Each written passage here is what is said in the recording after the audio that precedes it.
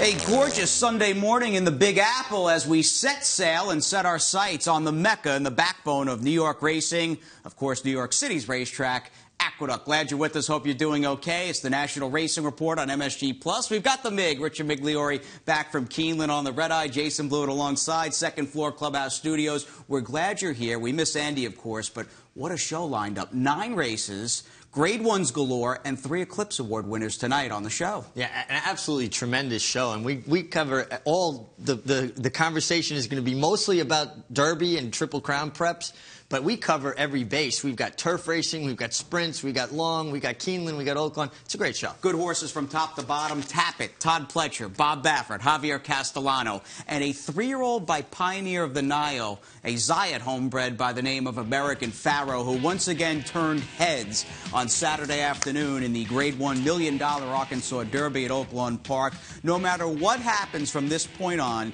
this was the kind of Kentucky Derby prep performance 10, 20, 30 years down the line you will remember. It was just jaw-droppingly awesome. Yeah, I mean, anybody who's, and myself included, who has doubted this horse, I think he put a lot of those doubters to bed. I mean, there's just no way you can't be impressed with this performance. They were running racehorse time up front. They go 45 and 4 to the half mile. He's laying second, so he's shown he can settle off a horse, but he's got speed enough to be wherever Victor wants him. And he looks push button. He's not having a pull on him. He just kind of puts his hands down, and the horse responds to whatever Victor wants, Jason.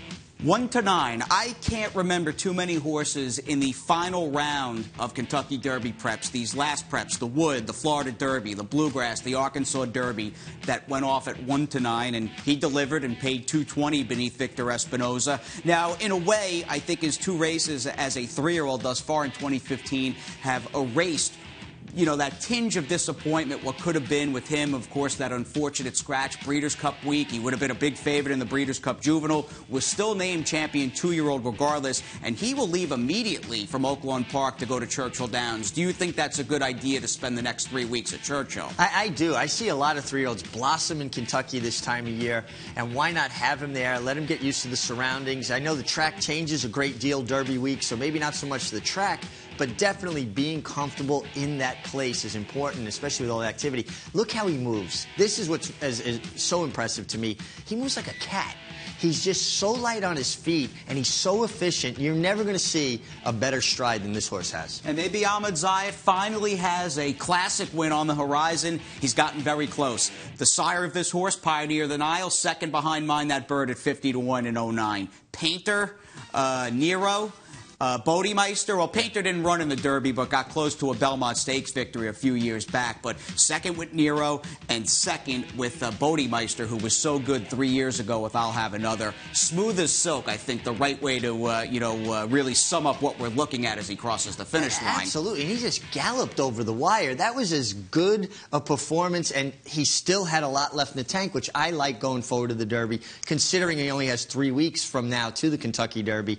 It's interesting the position Bob Baffert's in. He's got American Pharaoh, who's probably going to be the Derby favorite now after that performance. Yep. He's got Dortmund, who is an outstanding horse himself, undefeated. It's very much like when Ben Jones had Citation and Coal Town. A lot of people thought, well, no, Citation can't beat Coal Town, and he was just a better horse. I think he's in the same position. He's got 2 legitimate Derby horses. And they'll be the top 2 choices in the betting, and I'll be very anxious to see when it's all said and done late Saturday afternoon on May 2nd, what the price spread between American Pharaoh and Dortmund will be. And Bob Baffert, looking for his 4th Kentucky Derby win, has not won the Run for the Roses since War Emblem back in 2002. His other 2 victories, Silver Charm in 97, Real Quiet in 98. And at least with Bob Baffert in the picture, or thinking about Bob's past successes at Churchill Downs, I go back and can't help but think of even having Real Quiet and Indian Charlie back in 98. Yeah, well, and didn't he have somebody with Point Given the same year as well? Congaree also. Congaree and Point Given. So, you know, he goes there with live bullets, that's for sure. Well, American Pharaoh, the goods. We'll see if Bob Baffert's got a 4th Kentucky Derby win less than 3 weeks from now on May 2nd. We stay with the 3-year-olds, but we go to a race in which the Kentucky, or I should say the winner of the Coolmore Lexington, was only assigned 10 Kentucky Derby points, and it is very unlikely that Divining Rod, who breaks from the inside post, will make his next start in the Derby. But make no mistake, this is an improving 3-year-old son of Tapit. Yeah, this is a really nice colt. He might be a little bit behind the curve when it comes to, let's say, the Derby, but I think this is a horse that's going to be heard from throughout the year. I like what they did, Jason. You could see they were intent on getting him to rate. The horse was a bit keen. He's really pulling on Julien Leparoux here, but he gets him to settle down the backstretch, and when he called on him, he really responded and finished the deal. I thought this was a really nice professional performance. Very professional performance. Another stakes win, a big stakes win at that for Tapit, who over a 6-day span won the Wood Memorial with Frosted, the Apple Blossom with Untappable, the Oaklawn Park Handicap with Race Day, and you can add this victory in the Coolmore Lexington with Divining Rod with Leparoux, who won his 3rd Lexington as well. And Arnaud Delacour, who's 40 years old, a former assistant trainer to Christophe Clement. He's got a pretty nice string for the Jacksons. And in regards to Divining Rod, do you think there's a chance they may look at the Preakness with this horse? Well, he's actually on the bubble points-wise now because he did have some points from the Tampa Bay Derby. And if there's defections, I guess they could always call an audible and go in the Kentucky Derby. I think more likely you would see him in the Preakness. It just seems to make more sense timing-wise. And, maybe let the other guys slug it out in the Derby and come in there the fresh horse. Carpe Diem, the horse that comes to mind, and the horse immediately flattered by this performance of Divining Rod. Of course, as you noted, Divining Rod had finished 2nd in the, or 3rd rather, in the Tampa Bay Derby behind Carpe Diem, and he gets this win Saturday at Keeneland in front of a crowd of over 37,000 people. And what'd you think of the runner-up in this race, Donworth, for Graham Motion, who seemed to take a step forward second time out? Well, he did. I mean, they were asking an awful lot of Donworth to go from a maiden victory going 7 furlongs, albeit he had a lot of trouble in that race, and he probably learned a lot because of that trouble, to 2 turns against stakes quality horses. And Divining Rod is a stakes quality horse. I mean, I guess the rest of the field is basically an A other than. But I thought it was a good performance from him, and I think he's a horse that does have a future as well. Interesting, Bob Baffert, you talked about him earlier. He was 3rd in here with Fame and Power, a horse that just broke his maiden. I wonder where he fits in the Bob Baffert lineup. You know, it seems like he'd probably be batting like 9th or 8th, right. and with American Pharaoh basically batting cleanup. I wonder, Pat Day Derby Trial Mile maybe for Fame and Power next on the Kentucky Derby undercard, a race formerly the Derby Trial on opening night of the spring meet, if that might be in the cards. I think that race would probably hit him squarely between the eyes. It's a 1-turn race. It's a mile. The horse has speed. I think that would be the race they should look at. We hit the green stuff here at Aqueduct on Wednesday. 3 turf races. Spring is in the air. We've got Grade 1 turf horses coming up as well on the show. The Jenny Wiley, Chad, Javier, and a whole lot more.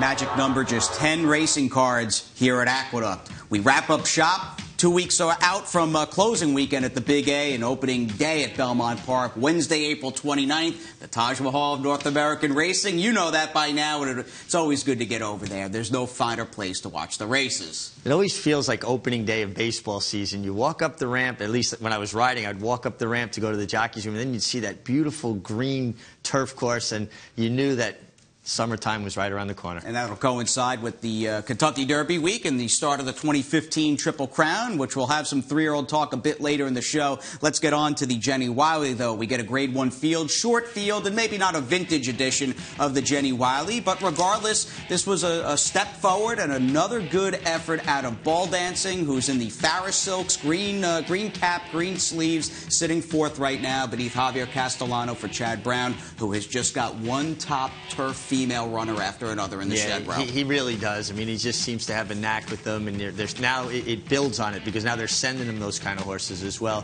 Javier had great position early. He was sitting quietly when Falimbi kind of made this, pretty bold middle move, 5 wide around the turn. It kind of flushed Javier out of the pocket, made him go forward. Now, maybe Ball Dancing is going to beat Flimby anyway. I think she probably was the best horse. But certainly, with the trips, you couldn't expect Flimby to win with the trip she had. She actually did well to be second. Wondering if the Longines Just a Game for $750,000, a Grade 1 on Belmont Stakes Day, June 6, might be the next spot we see. Both Ball Dancing and Flimby. They've also got the Distaff Turf Mile on the Derby undercard. But you get the feeling with these horses, 3 weeks turnaround might be a little too quick, and they'll get their rematch potentially in front of the stands at beautiful Belmont Park. Now, the winner began her career overseas, was sent to Chad, as you noted, last season during her 3-year-old year, fall of her 3-year-old season. Filly by exchange rate, Silverhawk mare, and don't forget, Chad's got Stephanie's Kitten, and he may have a horse better than everybody in that race and as good as Stephanie's Kitten in Lady Eli. Lady Eli, she's a powerhouse. I mean, she's a 3-year-old, so she's got a lot of improvement in her still. But with her turn of foot, she might be the one we're all talking about by the end of the year when we talk year-end honors for fillies and mares on the turf. Javier Castellano, the winning rider, he's got over $5 million already in the bank. Wrapped up Saturday, April 11th at 109 for 427. I mean, we've only had 3 full months of the year so far. He's setting a torrid pace, and it's a credit to him, his work ethic, and how well he's riding. You just see his confidence level and his agent. No rider wins at that percentage unless their agent's doing everything right. And of course, Lady Eli, as we tape this show Sunday morning at the Big A, she is set to make her 3-year-old debut later this afternoon in the Appalachian, and I hope she runs big for Chad. Let's move on to Oaklawn Park once again. We get them in the gate. In fact, we'll pick this race up at the half-mile pole. Most eyes were on the Todd Pletcher-trained race day. Another graded stakes winner for Tappet. He's the gray, he's inside, and he'll get a 110 buyer in this tour de force, running 2/5 of a second faster than American Pharaoh. Yeah, and this was a very impressive performance. He does go wire to wire, took some pressure. They went 46-3, and the finishing timing, he really finished through the stretch, but he was under more pressure than American Pharaoh. It's interesting. I know some people don't believe in that a horse could do a lot more. I think that was one case when you could look at American Pharaoh and say he could have done a lot more.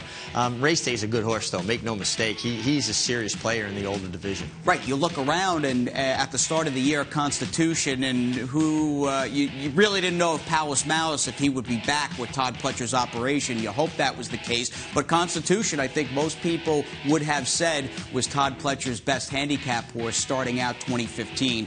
As good as that horse has been at Gulfstream, I think Race Day's the real deal, and he's already been able to ship off that success at Gulfstream to Oaklawn Park with 2 blowout wins. Yeah, and we say that often. I mean, Todd's horses seem to find more air at Gulfstream. They just run through their shoes, but this horse has taken his game on the road, and just, he's been very, very impressive. It was interesting, if you watch it, if you go back and watch the replay, when he was coming to those tire tracks where the gate was, he actually did like a little sidestep, like he kind of anticipated them, and then Johnny kind of set him down, and he went on about his business. This is a good horse. Perfect weather in Hot Springs on their closing day card of the Oaklawn Park meet, and the fans came out, over 67,000 in attendance. Now, looking around, we'll see what Todd does with Race Day, because he's got Constitution, he's got Protonico, who we'll check out in a few seconds. He hopefully has Palace Malice running opening weekend at Belmont Park in the Westchester, and I'm wondering if the PIM special, the Pimlico special on Preakness Eve for $300K, might be a spot Race Day could wind up next.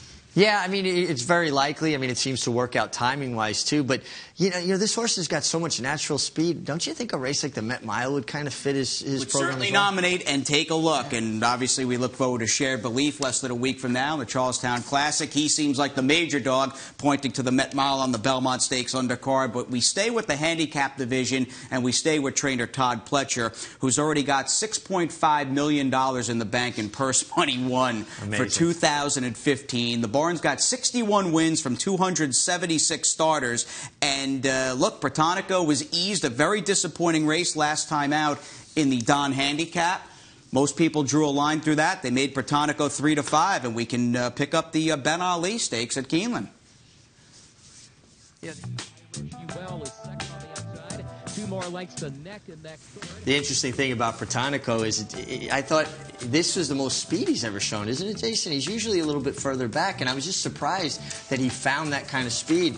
It's interesting. He ran poorly the last time. I don't know what they did or how they made him find this speed or his game, but he was pretty impressive. Very impressive. And this was a horse that originally was sent to Todd Pletcher at the start of his 3-year-old season around June last summer. Won an allowance race towards the tail end of the Belmont Park summer meet. Was quite impressive in doing so. And then was thrust into stakes competition. Was only beaten ahead in a blanket 3-horse finish in the Curlin and would go on to win the Discovery. Was second behind Opportunity in the Clark. His Donna throwout. And you look at this comeback race. I mean, this was just an excellent effort out of this 4-year-old son of Giants Causeway. An embarrassment of riches. As good as Bob Baffert's got it with his top 2 3-year-olds, Todd Pletcher's sitting pretty at this point in the handicap division. Yeah, I don't think anybody's going to have to take a collection up for either one of those guys, but he kind of made it look like the old Keeneland a little bit, Protonico, inside speed, but it hasn't been that way. It's been a very fair racetrack, and actually maybe the main track a little bit on the slow side. Fair enough. Javier Castellano, the winning ride, 4-year-old son. Samaya U.S. Stables, the winning owner and breeder, with the horse that's got some serious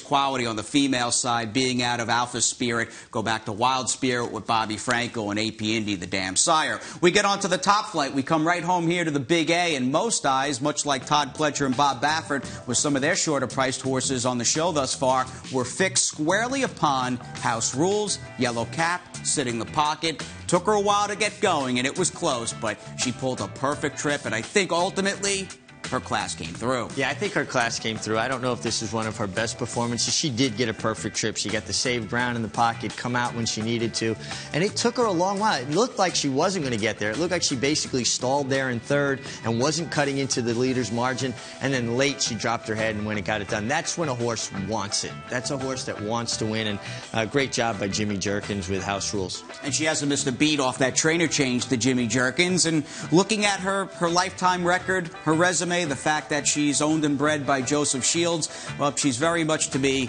an H. Allen Jerkins horse. And couldn't help but think of the Chief in watching this winning effort in the top flight. And I got just had a fun time going back through the top flight stakes histories post race and looking at the Chief's 3 wins spread out, surprise, surprise, over 3 decades in the top flight. I think he won his first one in 1973, had a winner in the 80s, and won it in 1997 with a pretty good filly whose name escapes me right now. She was owned by Bohemia Stable. Oh, Dixie Flag. That's who it was. I was going to say, it's not going to escape you long. You're too good with those, but I think you're absolutely right. This filly is as much to do with Allen as it does Jimmy, and you think about it, Jimmy, how much he learned from Allen, and the way he trains his horses is so similar to his father. And nice ride by Junior Alvarado here, who's been riding well all winter. And picking up stakes wins, it seems, and graded stakes, major wins with each passing weekend. Florida Derby Day won the Honey Fox with Lady Lara, who I think for Bill Mott has got her sights set on that aforementioned Distaff Turf Mile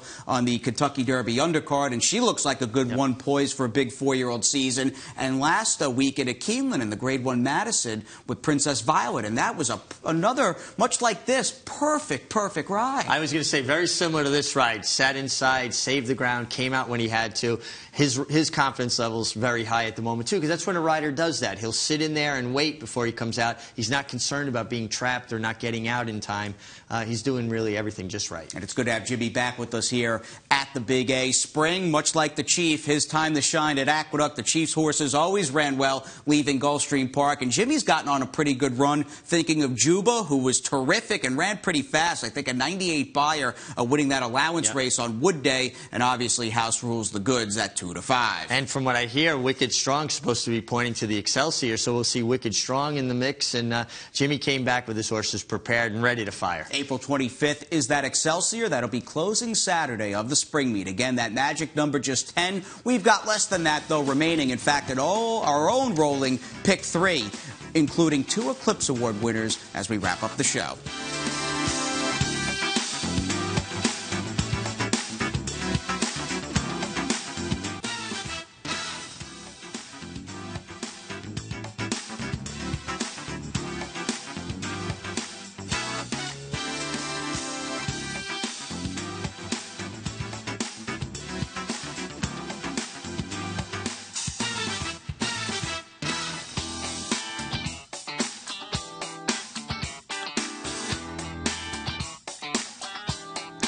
The stars come out at beautiful Belmont Park, the historic, prestigious spring summer meet. We're less than 3 weeks out. It'll kick off on Wednesday, April 29th. Of course, that coincides with Kentucky Derby week at Churchill Downs. Can't wait to get over to beautiful Belmont Park. Of course, the Belmont Stakes, the 147th running on Saturday, June 6th, the test of the champion as we wrap up the 2015 Triple Crown Series. There is just no place like Belmont Park. I grew up going there as a kid, and it is my favorite track. So big and so great. It is, and Belmont Stakes Day, not just the Belmont Stakes, is an incredible day of racing. Every category is covered with just grade ones, and maybe this year, just maybe, after the way American Pharaoh won the Arkansas Derby, someone will be shooting for a Triple Crown. Was laughing, actually, after he won his race at Oaklawn Park. The amount of people predicting a Triple Crown win for American Pharaoh. Holy smokes. But he'll be in action in the starting gate Saturday, May 2nd at Churchill Downs. We'll have the complete Kentucky Derby simulcast at beautiful Belmont Park, including an extended live racing program that features music, bourbon tasting, barbecue, and more. Who needs to go to Churchill Downs? Come on out to the Palace, beautiful Belmont Park on Kentucky Derby Day, May 2nd. Jason Blewitt, Richard Migliore, glad you're still with us. We are passing the 16th pole on this show, but we still have that rolling pick 3 remaining as we go to Keeneland one final time, and we check out Friday's Grade 1 Makers 46 Mile. Much like the Jenny Wiley, in my opinion, not a vintage renewal of this race, especially considering Wise Dan has seemingly won it the last 5 years. But we get a good finish, and we get another Grade 1 victory for Todd Pletcher and Javier Castellano. Yeah, no surprise there. We saw Skyring checking into the first turn. I don't think he was shut off. I think he just didn't corner well. And he didn't have speed early, and then he finally got in the bridle. A little surprised. I thought that Long on Value was the pacemaker. I didn't kind of see that coming, but I also didn't see Za Approval laying up as close as he did, and they seemed intent on that. Jack Milton, he did this last year at Belmont when we all thought, wow, this could be a horse that's going to step up and maybe lead this division like milers on the grass. This was a very similar performance, lagging and finishing the way he did. He likes cutting the ground, and he got it. I know you were talking, or you and I were talking before the show started, and you got to Keeneland Thursday afternoon, and I guess it really, really poured Thursday into Friday morning. The main track was fast by the time the first race rolled around with the new drainage system, but the turf was listed soft, and Jack Milton just relished the going with this 5-wide sweep that he's able to sustain. Now, Summerfront, blue cap inside. Did he just not show up with a good effort along the rail? I mean, he had a lot of room. You're going to see that, Joe Rosario kind of checked, and he eased back down to him. He still looked like he had room, and either Victor Espinosa was being a bit tentative, or he just didn't feel he had enough horse, and the way he stopped, I guess he just didn't have enough horse. Jack Milton a little inconsistent, even with some of his previous exploits. We'll see if he can string wins together in Grade 1/Grade 2 caliber company going forward. The 4-star Dave might be his main summer goal, right smack dab in the middle of the Saratoga meet for $500,000 on August 15th. We've also got the poker at beautiful Belmont Park on June 13th, and that's got a big purse now, $300,000, and it's a 1-turn mile on that scopy, wider turf course. Yeah, there's nothing wrong with that, and I think if he just catches a little pace in front of him, this is what he wants to do. He jumps out the back, he gets out in the clear, and he finishes, and I kind of thought the turf course was definitely helping horses with that style. You wanted to be a little bit more to the outside, and the one thing, it's always been that way at Keeneland, the turf course kind of dries better outside to the inside. The inside's always the last part to dry. I break down the stallions that have won races on tonight's show so far. Pioneer the Nile. We've had a few for Tappet, one for Exchange Rate, one for Giants Causeway, Distorted Humor, and now you can add one for Warfront into the mix. Pretty impressive. Yeah, pretty good crew there. Yeah, absolutely. I wish we had a few free seasons to those horses. We wrap things up back-to-back Eclipse Awards. We do it in style, and a pair of races, in fact, much like the Maker's Mark, run on Friday afternoon. Untappable. Well, she was the star attraction heading into their big closing weekend on Friday in the Grade 1 Apple Blossom, and she is an odds-on favorite, making her second start of her 4-year-old season. White cap, post number 2 with Johnny V. Yeah, and I think this just lends credence to that she needed her first start back. She had dead aim, and she just got a little bit tired at the end in her prep race for this. Johnny seemed intent on getting her out to the clear. He rode her out enough to make sure he could find a spot and make her comfortable. She was the best horse, and he rode her like she was the best horse. And this sets up a potential matchup down the road. I mean, we keep harping back to Belmont Stakes Day. You've got the $1 Million Ogden Phipps. It's a Grade 1, obviously, smack dab in the middle of summertime, or at least at the start of the summer, and that's probably where Beholder will make her second trip to Belmont Park, where she's going. And I've got to imagine Steve Asmussen has got that penciled in now that Untappable has gotten that win out of the way. Yeah, I would think so. I mean, just the sheer size of the purse, and it seems like that race last year we had championship quality field, obviously, and I think we're going to see the same thing this year. Interesting, Beholder taking on the 4-year-old Untappable, and she's 5 now. It's just nice to have these horses sticking around and racing into their 4- and 5-year-old season. And sit tight, Beholder's 5-year-old debut, a race and an effort not to be missed, and we'll have it coming up. What a way to end the show as Johnny B gives a bit more rein to Untappable, yet another multiple Grade 1 winner by Tapit for Steve Asmussen. And are you, in a way, at all relieved that she came back and actually got the win? Because there were some people that walked away from her seasonal debut in the Azari, even though it was a close race, pretty disappointed that she just didn't win and crush the field. No, I didn't see it that way. I thought she just looked like a horse that needed a race. Listen, they're not machines. As good as Untappable is, she obviously needed a race to just knock the ring rust off and open up her lungs a little bit. And obviously, it was a prep, and that's what preps are designed to do, make horses better for the bigger days. La Troyenne's on that Kentucky Derby undercard of Grade 1. We shall see if that's where she winds up next, or maybe she goes into the Ogden Phipps fresh for Steve Asmussen. We end things with a repeat Eclipse Award winner, that is Beholder, who was a champion 2-year-old and then 3-year-old filly, will pick up Friday's Santa Lucia Stakes in progress. Orange Cap, Hall of Famer Gary Stevens, Hall of Famer Richard Mandella, and this Henny Hughes mare is probably going into the Hall of Fame. She has put up one impressive resume from day one. What a racehorse. What a racehorse. I mean, she just cruised to the leaders there and just absolutely did this as easy as a horse can do it. It takes a special kind of horseman to have a horse ready to do this off the layoff, and I don't even think she was 100% tightened up for this, but this was impressive, and it definitely signaled she's back. And now we're looking forward to that matchup, Untappable and her, because these are two really, really good, one filly, one mare now. And one division after another just filled to the brim with top-class, legitimate Grade 1 horses. Yep. The Vanity at Santa Anita on May 9th might be the next spot Beholder goes in next, but the Phipps, they've got that penciled in on Belmont Stakes Day. We hope you circle Belmont Stakes Day on your calendar. We'd love to have you at the Taj Mahal. In the meantime, though, we begin the penultimate week of racing here at the Big A. We wrap up the show with a look at American Pharaoh. Wow, that blanket looks pretty good with Victor Espinoza. Might he be wearing roses 3 weeks from now? For the Big and I, have a great night.